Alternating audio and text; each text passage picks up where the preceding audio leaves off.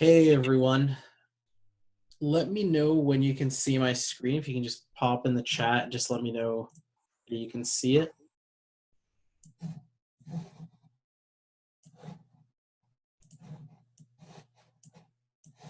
Awesome. Thank you, Angela. Hope you guys all had a really awesome New Year's, a really awesome holidays. Quick kind of recap of what we'll be doing in the next couple of weeks. Obviously, we didn't have a call end of December. This week is basically what we would have covered that week.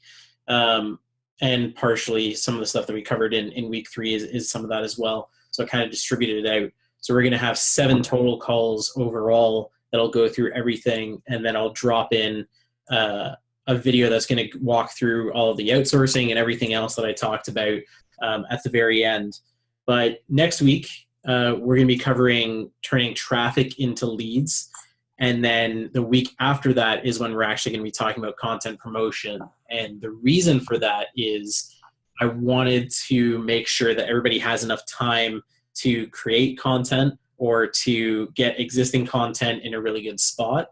Because my very big goal for everybody is to have at least one article ready to promote by the 19th of January.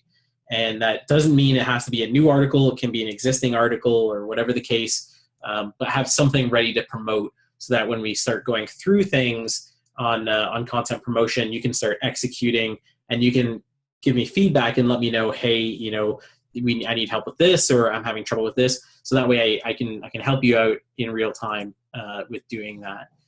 So that's kind of the goal for the next couple weeks.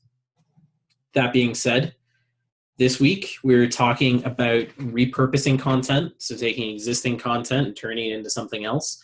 A little bit about domain authority, and I'm going to explain what that is, as well as some of the SEO basics that go around that, so that you have a good understanding of why we're doing certain things in the coming weeks and why we're promoting content in certain ways in the coming weeks. But yeah, so we'll dive right in. Agenda for today, we're going to talk about repurposing content, what it is, why it makes sense, why to use it, what exactly it's going to do for you. Then we're going to go through how to decide what to repurpose. So not all content should be repurposed. That's a lot of time, and you're going to waste a lot of time if you go through and try to do this with everything. But we're going to talk about exactly how you can decide what makes sense to repurpose versus what should just kind of be left on its own, and where to divert those resources. We're going to go through a couple resources to help you out here. I only have a couple listed here. If anybody has any specific resource requests that they need, let me know. I have a backlog of folks that I interviewed already to make sure that they are the best in whatever particular area. But we'll go through a couple of resources, and then it's basically on an as needed basis. Get in touch with me. I'll hook you up. Then we're going to go through the what and why of domain authority, what it is, why it matters, and we're going to go through a few of the SEO basics that kind of go along with that. And then I'm going to explain at the end how this ties all together into content promotion and why this is the most logical next step before we dive into that. And I apologize for any sniffles that occur. I'm still getting over a cold. So repurposing content, basically what it is, it's taking existing content that you have, whether it's an article or it could be a podcast, could be a video, whatever type of content you have, taking that content and turning it into something else. So you could take an article and turn that into a podcast, and you're talking through the points that are in your article. You could take that article and turn it into a Facebook Live video and use that video to post everywhere else on YouTube and all that other stuff. Or you could take one of the videos you may have already done, maybe it's a webinar, maybe it's a Facebook Live, whatever the case, and turn that into an article. However you want to move that stuff around, it could be infographics, could be anything, but it's basically taking one of those pieces of content you already have that you've already invested time and money in and converting it into another format that kind of makes it a bit of a shortcut. Because if you're going to write, 4,000 word article, 123 benefits of coconut oil, you can very easily talk through that in a podcast and turn that into a 45-minute podcast that someone would love to listen to if that's their passion or if that's their thing. Similarly, Facebook Live video, people would love to hear about that if that's something they're interested in. And I linked over here to 105 types of content where I think it's from Content Marketing Institute. They break down 105 different types of content that you could turn whatever you have existing, an article or video or whatever else, into. And there's some actually really crazy things in there. But there's a lot of, very logical ones like worksheets, cheat sheets, things like that. If you create an article that's 10 steps to do this, that's a very easy thing to turn into a cheat sheet, which, in itself becomes a lead magnet for you, so you can attract leads, convert them into emails, and, take that whole approach. But here's why repurposing content is actually important. It expands the reach that you're able to actually achieve with your content. So an article is obviously text-based, and it can only take you so far. There's only so many people that are actually going to want to read a 4,000-word article, or that are going to read enough that they get to a call to action. Now, obviously, we talked about a lot of the content that you create being made to rank or made to link. By repurposing content, you're taking that exact same content that you've invested in, the articles that you've spent a lot of time writing, and turning that into consumable and shareable content. So this is content that's very inherently made for promotion. 4 great examples are videos. Videos are really awesome for sharing. The other really awesome thing about videos, Facebook, it gives you a lot more preference towards videos. When you look at the cost per click on like video ads or promoted video posts, significantly lower than any other type of Facebook ad. So if that's part of the way that you want to go and promote your content through Facebook ads, definitely put video up there. Don't do really long form posts. It doesn't perform as well anymore. Articles obviously are the main core focus that we're really looking at. And they, again, there's certain areas where you can share those. You can, when it's ranked, you can post that on LinkedIn and kind of repost the entire article, link back to the original. You can do the same thing on Medium. You can share it on Facebook, Twitter, Pinterest, any social network you can think of. You can kind of post article content. But then there's some alternative places for stuff like podcasts. There's podcast directories. There's podcasts. I guess they're called databases like iTunes, or I guess they're called databases. Something like iTunes or Android's. Android has a podcast thing as well.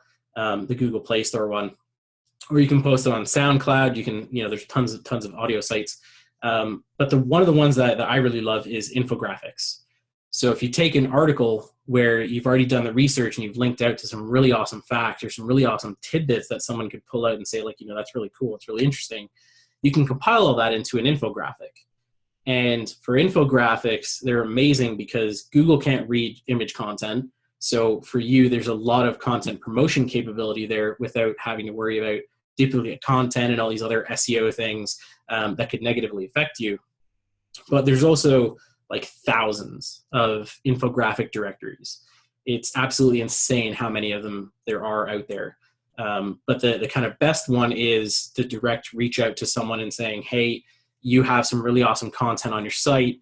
Do you want to embed my infographic and, share that with your audience? And, we can write an intro for you and all that. And basically what you're doing there is taking, one really awesome infographic, but you're able to get that out there on 50, 60, 100 different blogs, all of which have, whatever particular audience you're after.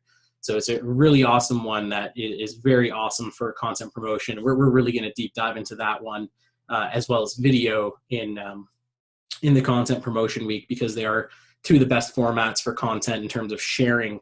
And each one of those links out to the video can always link right back to your existing content, the original piece of content.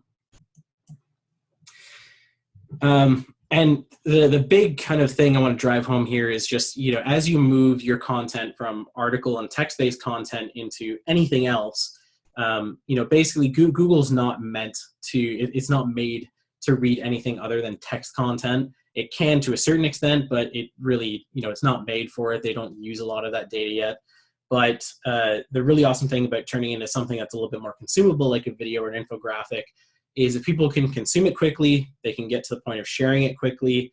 And, that is just a snowball effect for really awesome SEO.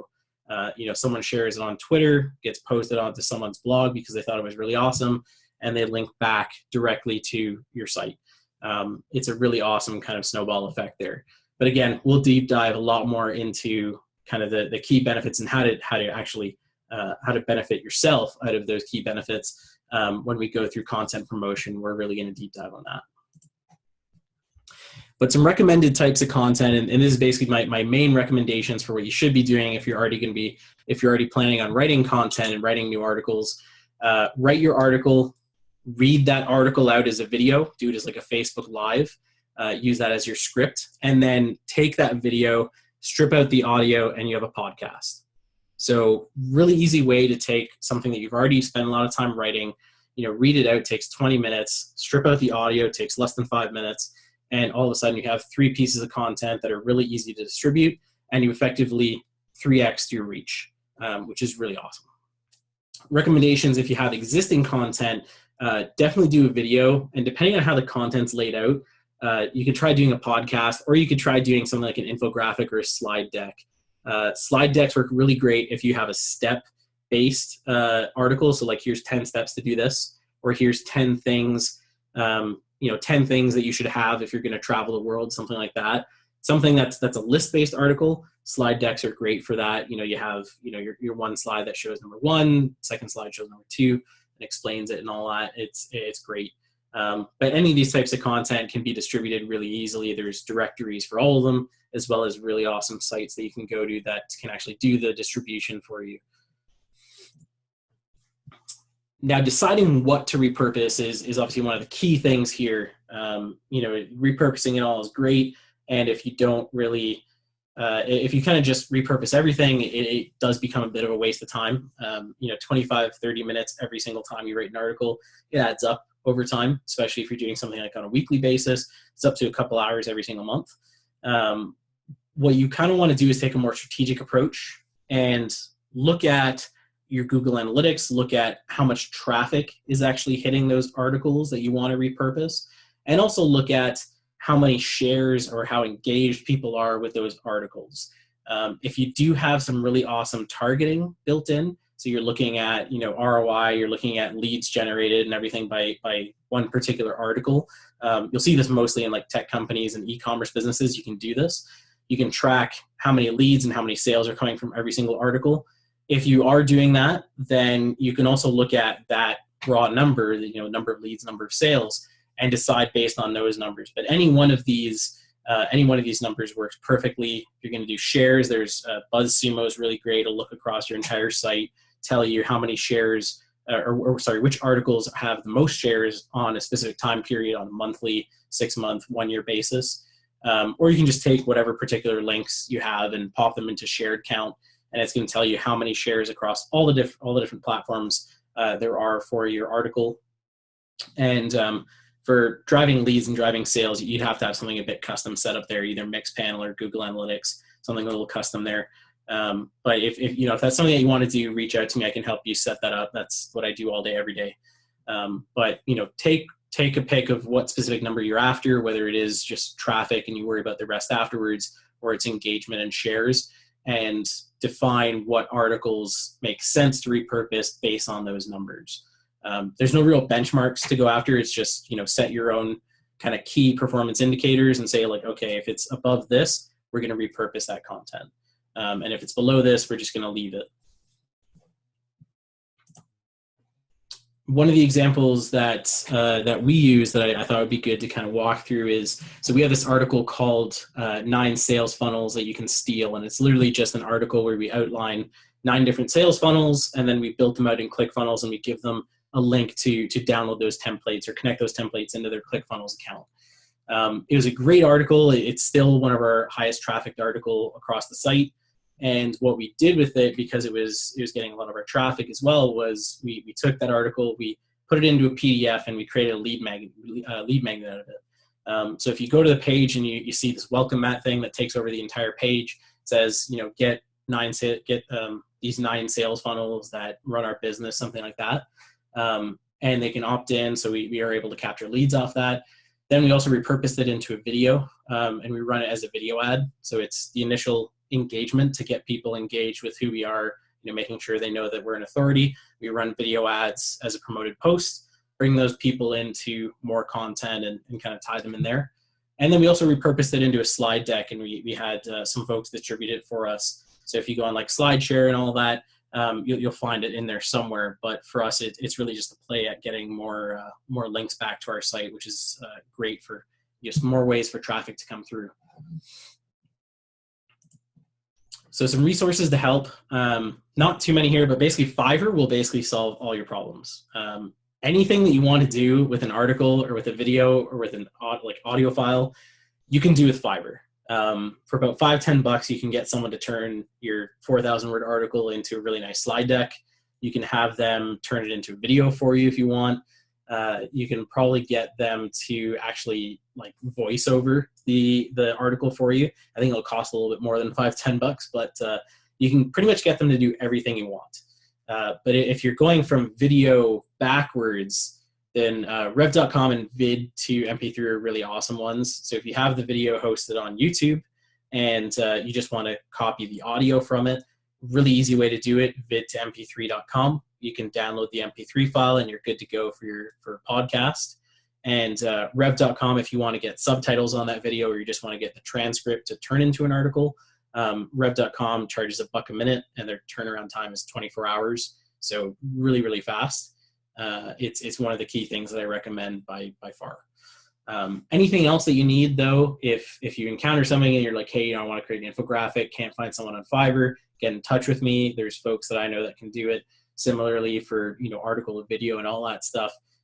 We spent some time finding folks for almost any particular realm that you need. But Fiverr is great because there's a review system. And if you need someone that you want to work one-to-one with, let me know. We have some folks that we deal with. So are there any questions so far? Because we kind of covered quite a bit here in just a couple of minutes. You can unmute yourself. You can just pop a question in the chat. Or if you don't have any questions, just say no questions, and I can kick off into the next section.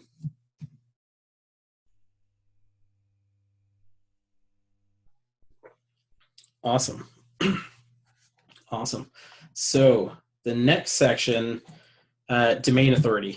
So basically, domain authority is one of many measuring tools created by search engines to essentially get across, this is the power of your domain name. This is how much power you hold in your specific domain name. So like google.com or, our site easyautomatedsales.com, domain authority is just a measurement of how powerful that domain is in comparison to any other domain out there. So like our domain authority is 46 out of 100. I don't actually think there are any that have, actually, no, I think Google has like 100. There's a couple sites that have 100, but, good example, easyautomatedsales.com has 46. BuildFire, one of the other sites that I showed you a couple weeks ago, they have a domain authority of 56. And what that really means is, it's one of many ranking factors that basically determines how high or how fast you're going to be able to rank on Google. It's kind of a measure of both.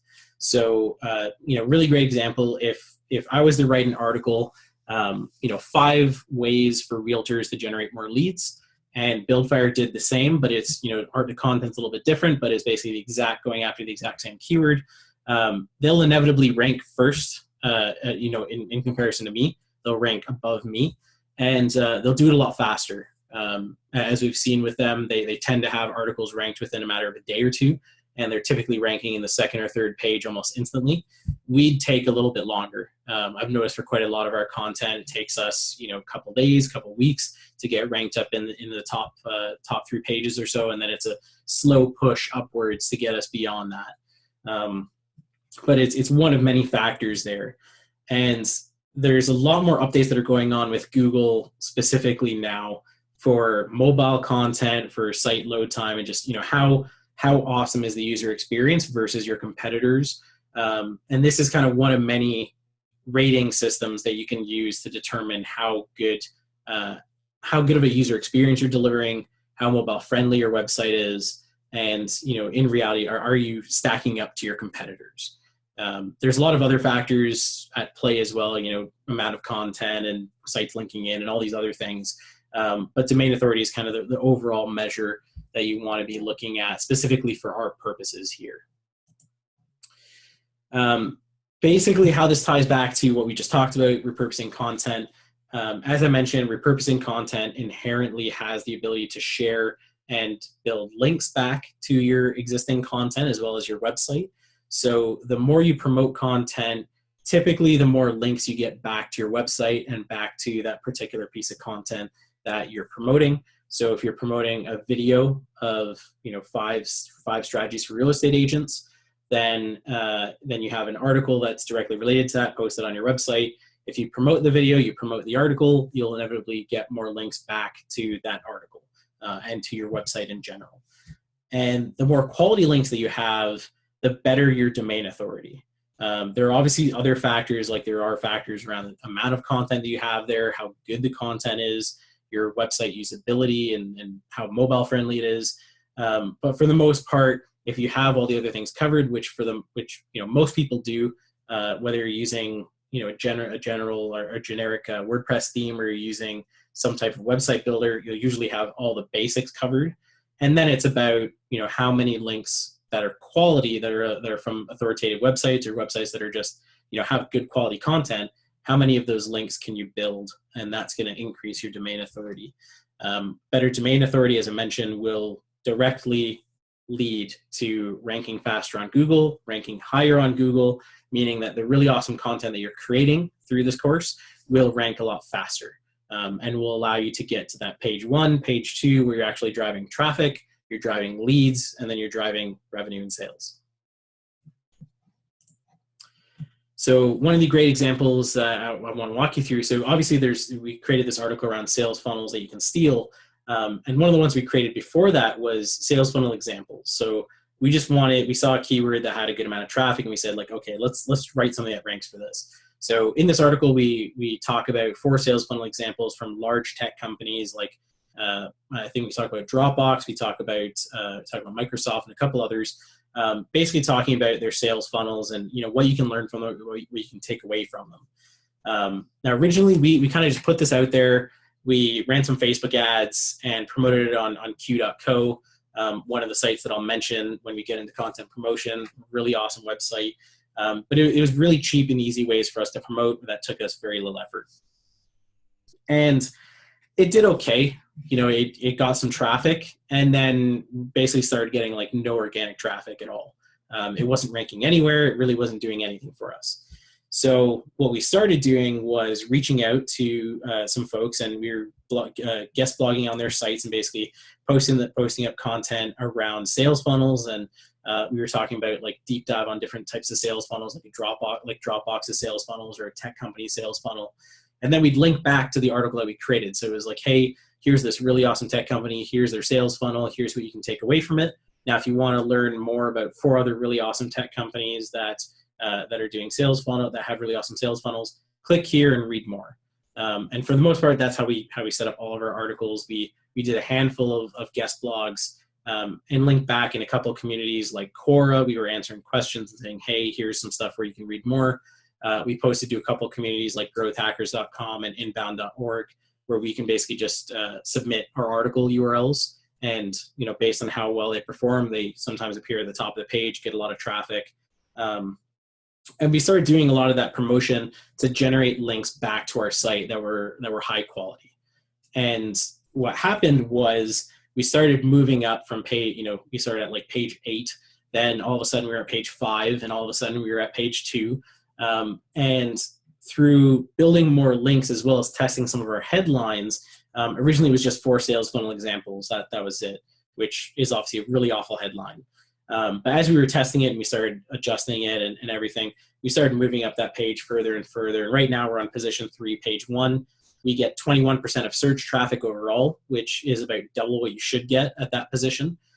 So the title is obviously working for us, as well as the description is on point.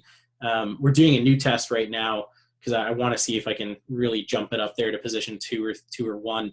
But the guys who we're going up against are very, very high domain authority. They're large sites, been around for a while, tons of content. So the position that we're at is in good shape. We went against some pretty high quality folks there.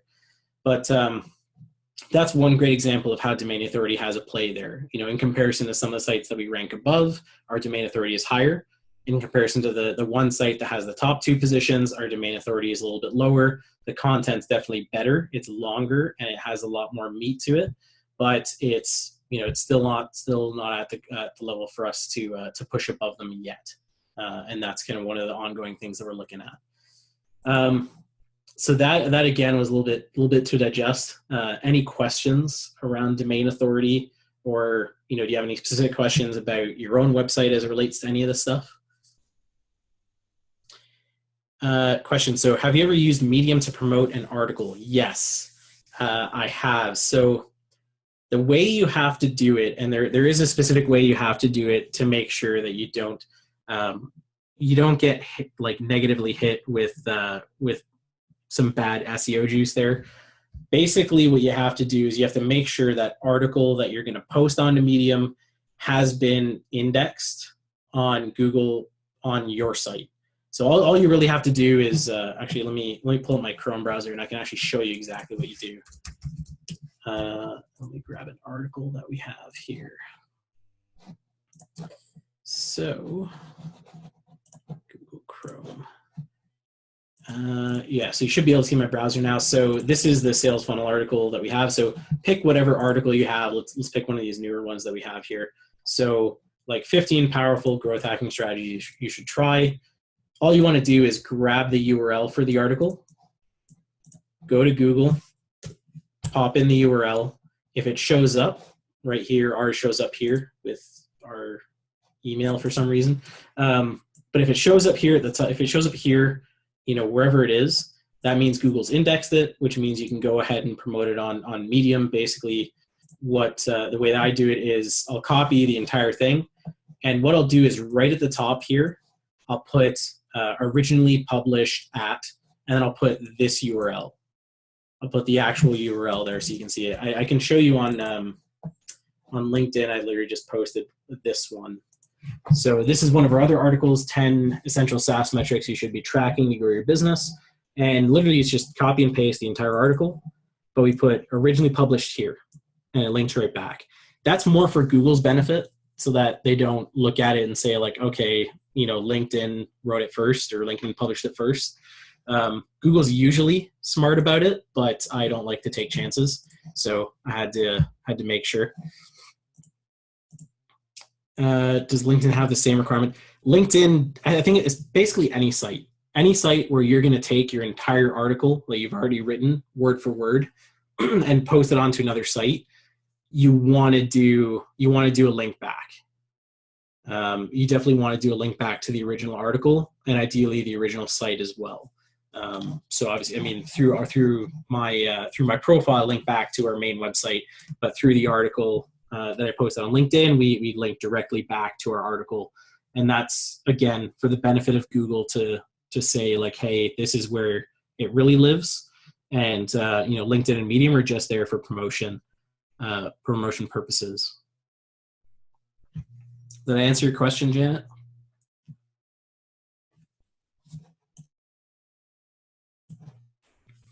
Awesome. Any other questions? You can feel free to unmute yourself and just ask a question if you want to.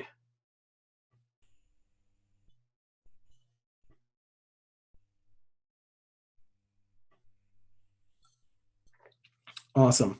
So that's pretty much all that I wanted to cover this week. Again, the reason being that we want to try and hit this big goal of one article ready to promote by the 19th of January.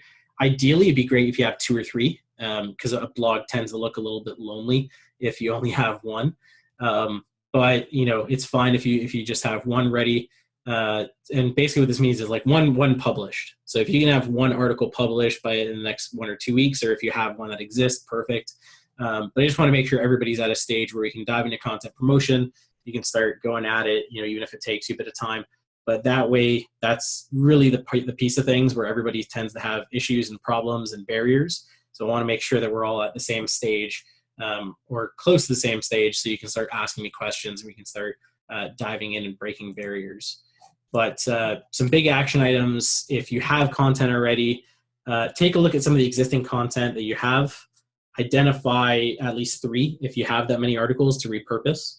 3 would be great. It's a great start because it really only does take about 20, 30 minutes. But even if you only have 3 articles, don't worry too much about the metrics right now. It's about going through the process first, understanding it, and then as you scale, as you write more content, as you scale the content and organic side of things, then you can start looking at the metrics and making more data-based decisions. But I want some of you guys, or ideally all of you guys, to go through this process of repurposing content, because once you've done it once, you know how it's done, and if you ever decide to go and outsource that, you know how it should be done, and that way, you can make sure that they're on track there. Basically, if you have some of that content, look at repurposing, identify which ones you want to repurpose, decide how you're going to repurpose them, whether it's going to be like you're going to take an article and turn it into a video or whatever the case, and take action on it.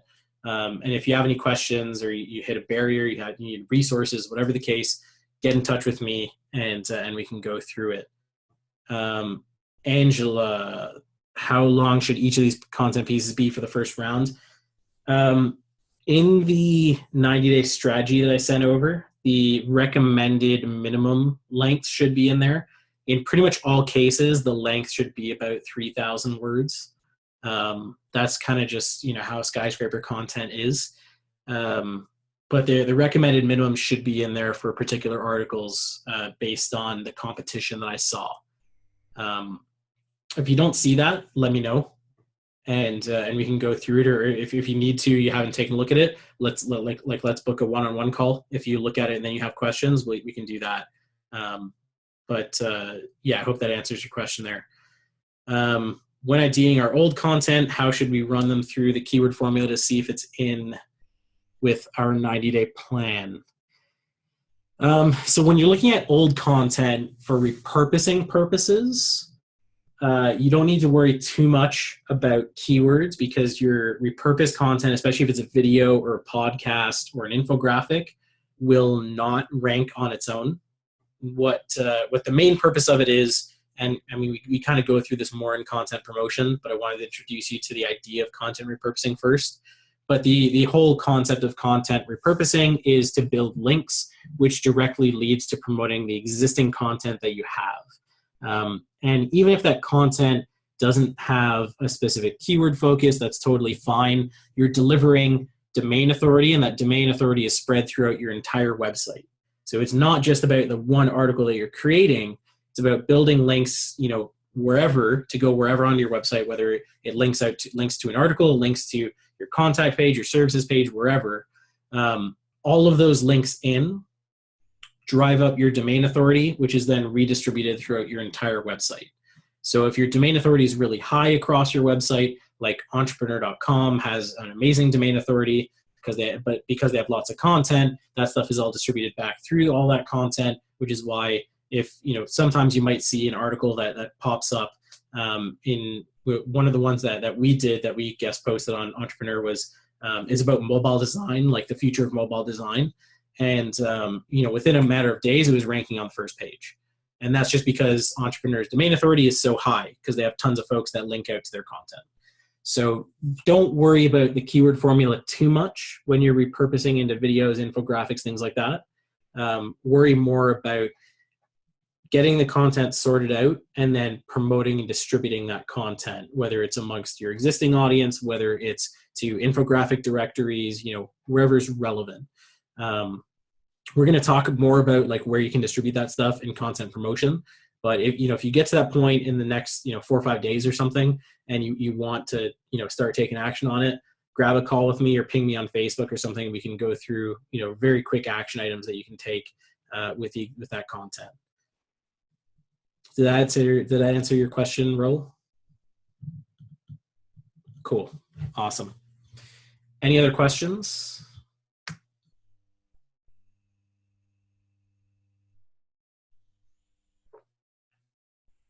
Awesome. So let me pause the recording for now.